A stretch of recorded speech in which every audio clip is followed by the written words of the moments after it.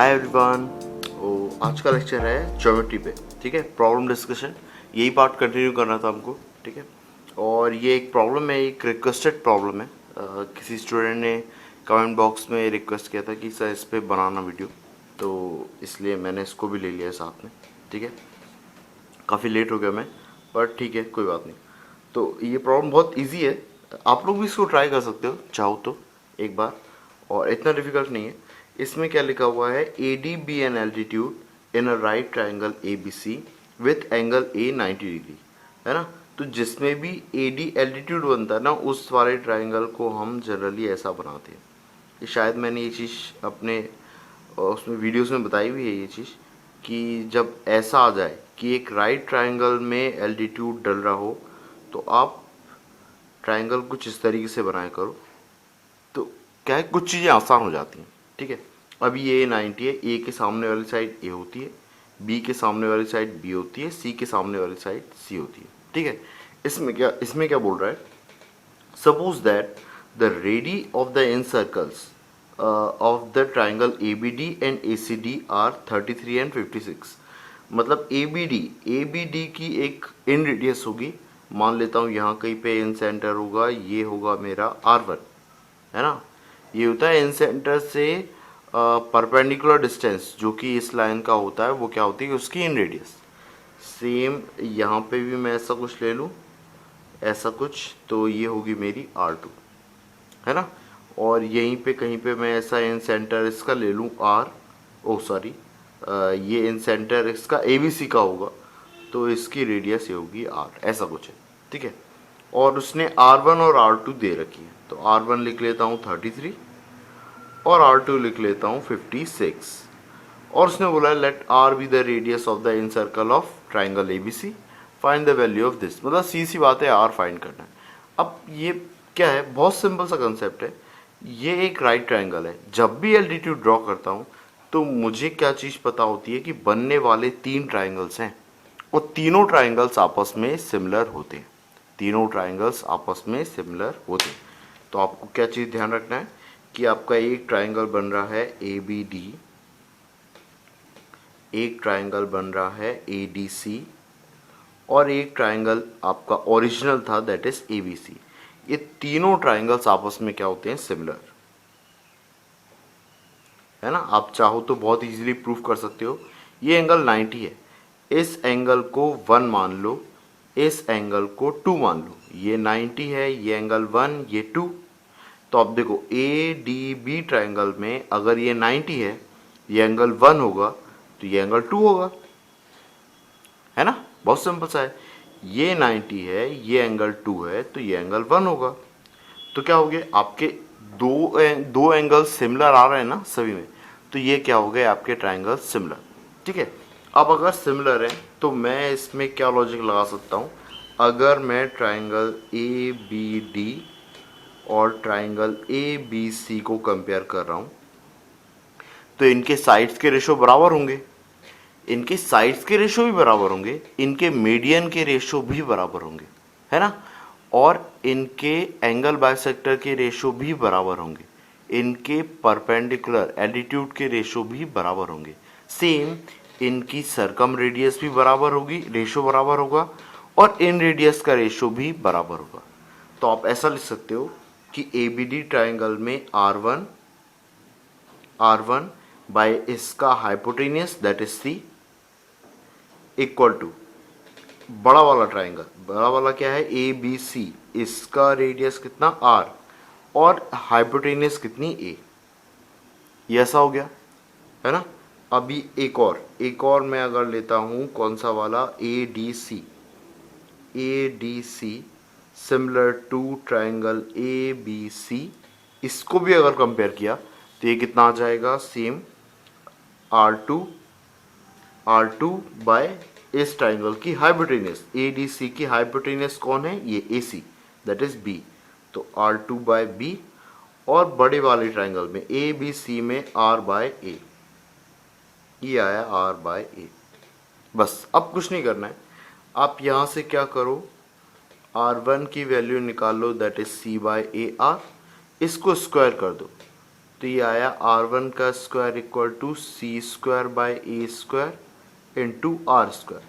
Same इसको भी ऐसे ही करो, R2 equal to B square by B by A into R, और R2 का स्क्वायर होगा आपका B square by A square. अभी ये स्क्वायर क्यों किया, ये ऐसा क्यों आया, बहुत सिंपल सा है। जब आप इसको ऐसा लिखोगे ना और देखोगे तो सिंपल सा दिख रहा है, स्क्वायर करके अगर ऐड करूंगा तो डिनोमिनेटर सेम है, ऊपर आ जाएगा सी स्क्वायर प्लस बी स्क्वायर और पाइथागोरस थ्योरम अप्लाई हो जाएगी। ठीक है, तो इन दोनों को ऐड किया मैंने, इन दोनों को ऐड किया तो ये क्या हो जाएगा, R1 square plus R2 square, और इन दोनों को ऐड किया तो C square plus B square by A square into R square.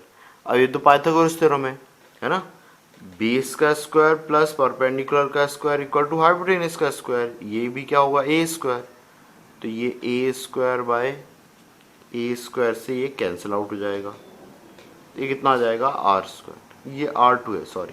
तो आपका रिलेशन क्या आ गया, R1 का स्क्वायर प्लस R2 का square equal to R square. ठीक है ना, ये बहुत ही बेसिक रिजल्ट है। ठीक है, अभी ये इतना सब करके इसलिए बताया सिस्टमेटिकली ताकि आपको कोई डाउट ना आए। ठीक है, ये सिमिलर, अभी सिमिलर ट्रायंगल में पढ़ेंगे, ये अपना बेसिक वाला पार्ट है ये, इसलिए अभी क्योंकि मैंने उसमें बेसिक जो एक और मेरी प्लेलिस्ट है ज्योमेट्री वाली, उसमें बेसिक लेक्चर्स नहीं डाले हुए, तो इसलिए मैं अभी ये ज्योमेट्री वाली जो बेसिक की बना रहा हूँ, बेसिक्स में हम लोग ये पढ़ेंगे कि भाई क्या क्या चीज़ें होती हैं ताकि आपको बेसिक कंसेप्ट अप्लाई करने में दिक्कत नहीं आए। ठीक है ना, अभी जनरली अभी भी बच्चे यही रिक्वेस्ट करते हैं, सर आप एडवांस लेक्चर बनाओ, ये बनाओ वो बनाओ। देखो बेसिक कंसेप्ट्स में कहीं ना कहीं मिस्टेक है, मतलब आप बेसिक चीज़ें है ना वो अप्लाई नहीं कर पा रहे हो, बस यही दिक्कत है। आप बेसिक चीज़ें एक बार सीख जाओगे अच्छे से तो आप डिफ़िकल्ट क्वेश्चन करने की आपकी जो वो है पॉसिबिलिटी वो बढ़ जाएगी, बहुत अच्छी हो जाएगी। ठीक है, तो इसलिए हम लोग आज भी हम लोग जो प्रॉब्लम डिस्कस करेंगे वो बेसिक प्रॉब्लम्स पे ही होंगे, बेसिक में ही थोड़ा डिफिकल्ट इस टाइप से।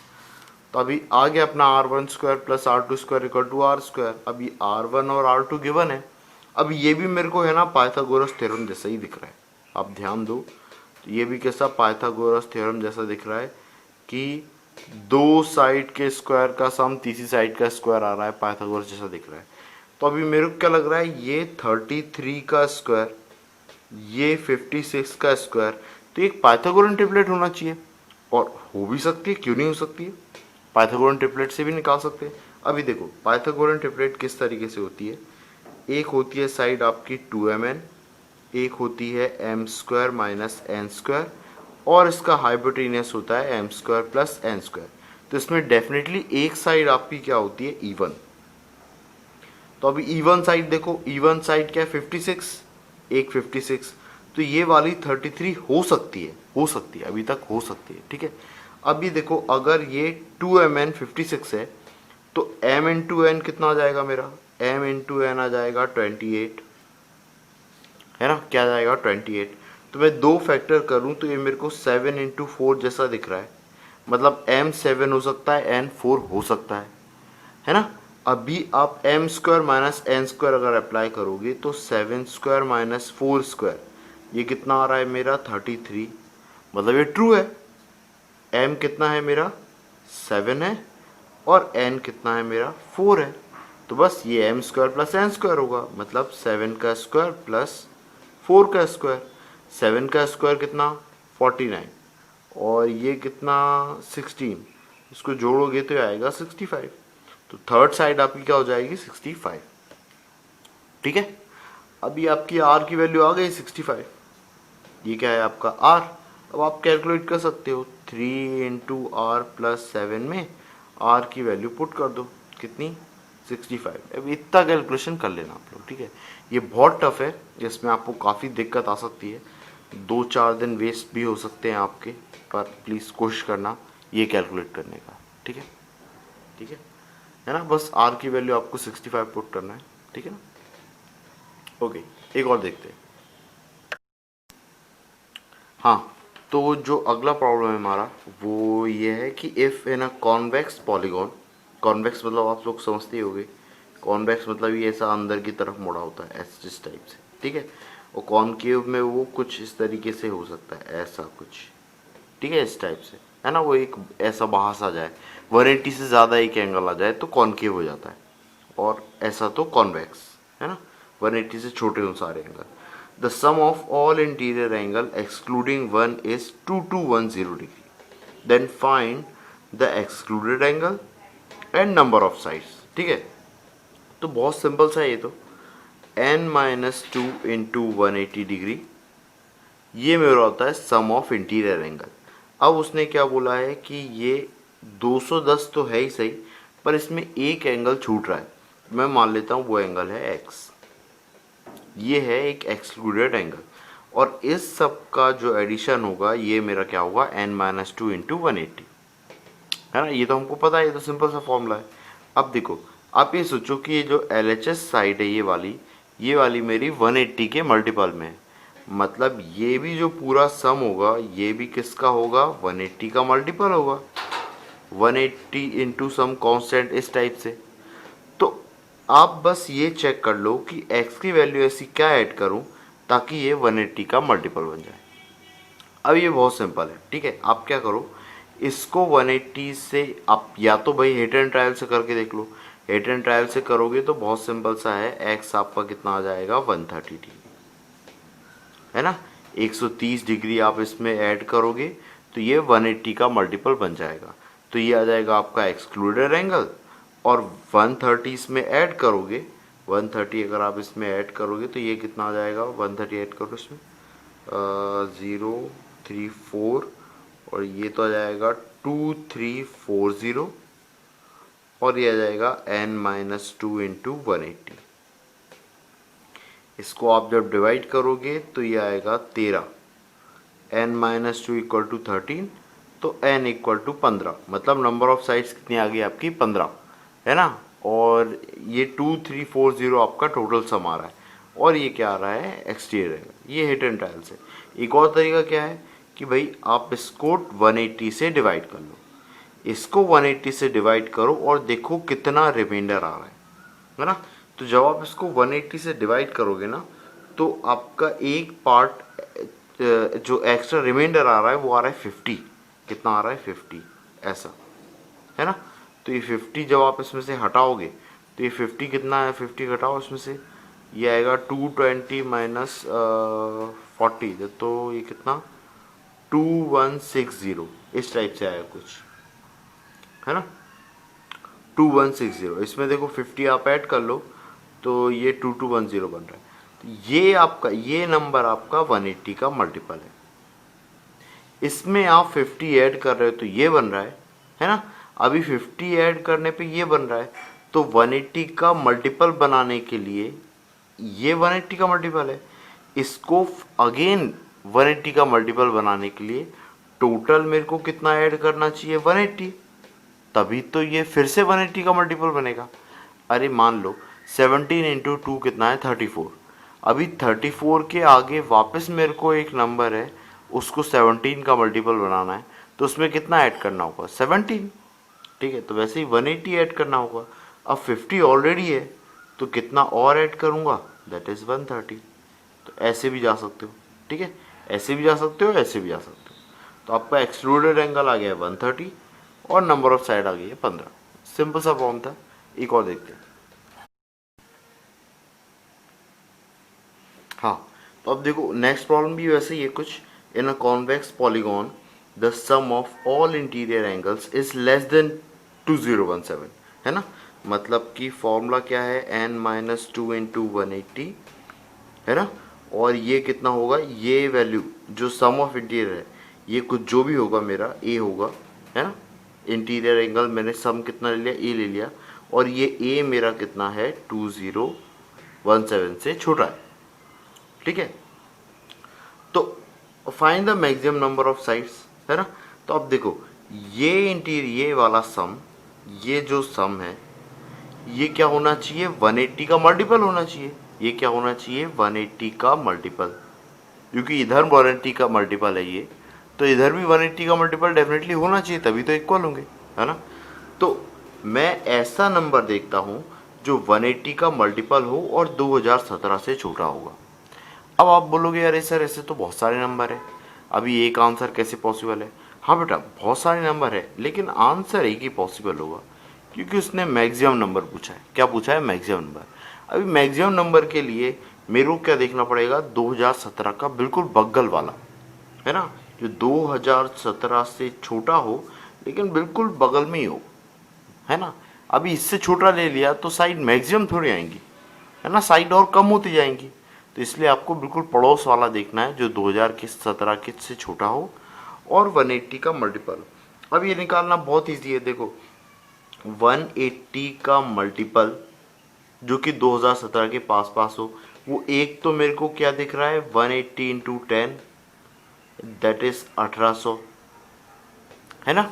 अब इसमें 180 और ऐड करो आप, तो और ऐड करो 0, ये 8 आया, ये 9 आया, ये अभी देखो 190, ये भी स्टिल 2017 से छोटा है, लेकिन कितना छोटा है? ये बस 37 डिग्री छोटा है, मतलब कि मैं आगे नहीं जा सकता, मतलब यही मेरी फाइनल वैल्यू है ना। तो जो मेरा ए आ गया वो क्या आ गया? 1980, है ना। अब मैं एन की वैल्यू निकाल लेता हूँ यहाँ से, ये तो बहुत सिंपल हो गया। अब इसको डिवाइड कर लो, ये कितनी बार जा रहा है? 11 बार। ये कितनी बार जा रहा है? 11 बार। तो n minus two equal to 11, N कितना जाएगा? 13। ठीक है, सिंपल सा प्रॉब्लम है। एक और करते हैं ऐसा, ठीक है, ऐसा नहीं, थोड़ा डिफरेंट करते हैं इस बार, ठीक है। हाँ, अब ये बहुत ही कंसेप्चुअल प्रॉब्लम है, बिल्कुल सिंपल सा conceptual. If all exterior angles of a polygon are obtuse then find the number of sides of the polygon. अब कई बार क्या होता है, हम पढ़ के कंफ्यूज हो जाते हैं कि यार इन्फॉर्मेशन है ना कंप्लीट नहीं है, पर ऐसा कुछ नहीं है।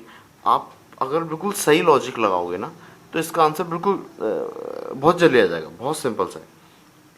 क्या करता हूँ मैं, ऑब्ट्यूस एक्यूट ये सब की बात चल रही है ना, तो मैं क्या करता हूँ 90 डिग्री ड्रॉ कर लेता हूँ, है ना। तो जो 90 डिग्री एंगल जो है ना, ये हमारा क्या बिल्कुल वो होता है ना, ग्राम पंचायत में जो सरपंच होता है, सरपंच जैसा काम करता है, ठीक है ना।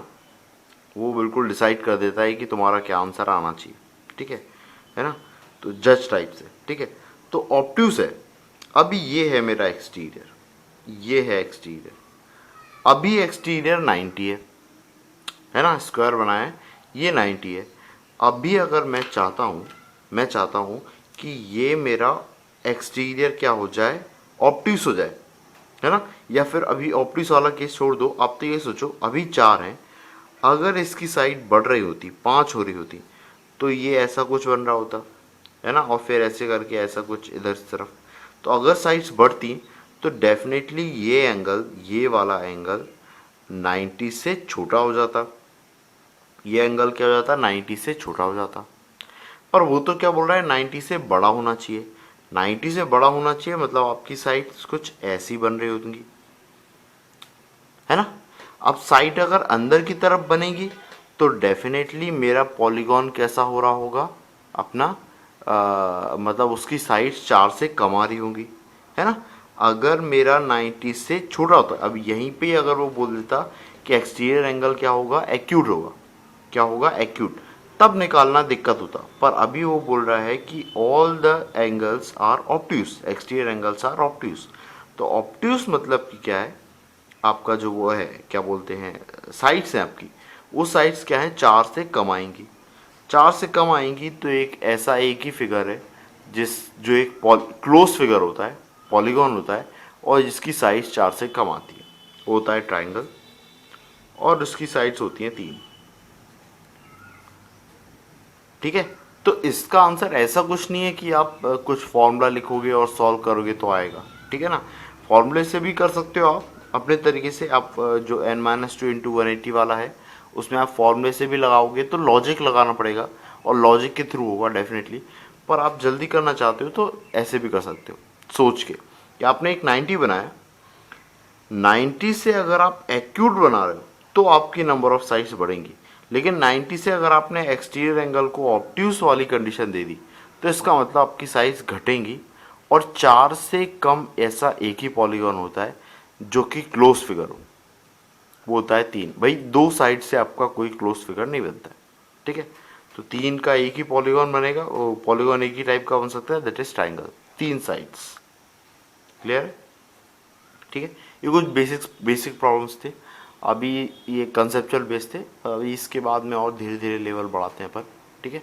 फिर इसके बाद में आगे का टॉपिक भी स्टार्ट करेंगे, ठीक है ज्योमेट्री। Okay, good luck.